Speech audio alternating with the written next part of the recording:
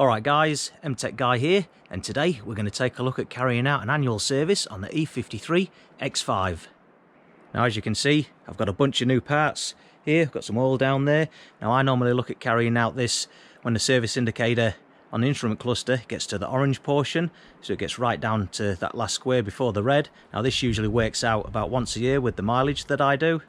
Alright, so let's take a look at what parts we've got here to carry out the annual service. So I've got an air filter, cabin filter, oil filter, we've got the oil down there, also got some fuel injection cleaner. Now I certainly like using this once a year, make sure the whole fuel system's in good health, give us a whole lot a good clean out. Also make sure them injectors are cleaned out and looked after, not going to get blocked up hopefully anytime soon. Now as you can see with the three filters I've got here, I've gone for the genuine BMW ones, and I know you're probably saying to yourself, MTech Guy, why are you spending all that money on genuine BMW ones when there's much cheaper OEM ones out there that are identical to the BMW ones? And yes, that's a fair question.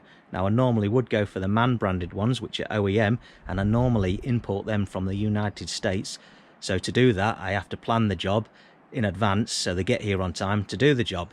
But sometimes, like today, I just want to get the job done. I want the parts now, I'm impatient, I don't want to wait for them. So I went straight to the dealer, I got what I needed, there and then I'm all sorted. Now there are other options here in New Zealand, there are other part suppliers, but to be fair, the prices ain't that great most of the time.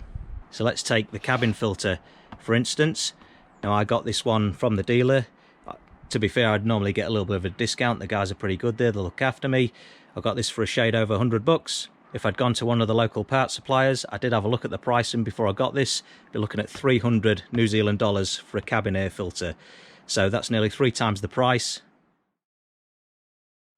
That ain't happening, so that's why I've gone to the dealer this time round. But like I say, there's some awesome part suppliers out there, especially in the United States. I've had really good service out of them over the years, and I normally import my parts at a good price, and even with the shipping, taxes, everything like that, it usually works out cheaper than buying them over here. So yes, thank you New Zealand economy for that one. Just means a little bit of a wait, but like I say, if I plan my jobs, it's not a big deal.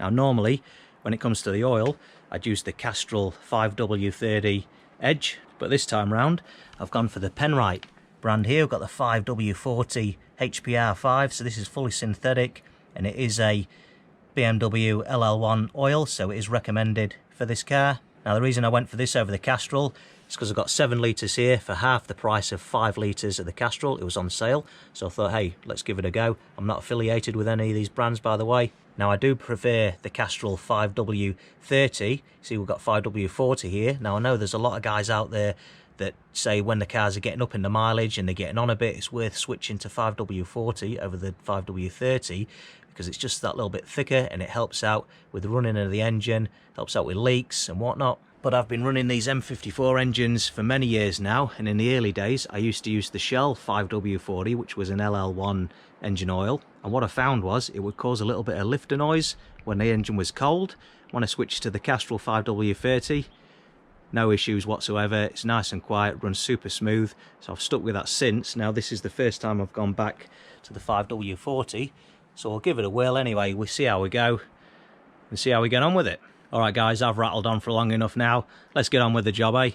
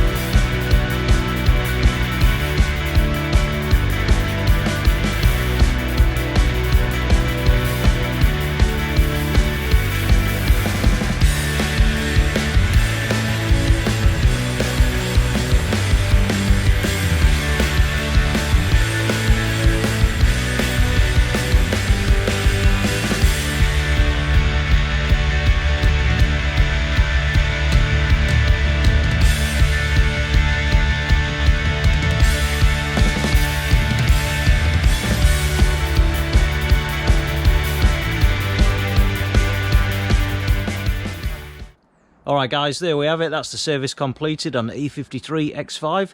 If you're new to the channel, make sure you check out the rest of my channel for more E53 X5 DIY videos. Give the video a like, subscribe. I'm MTech Guy. Thanks a lot for watching.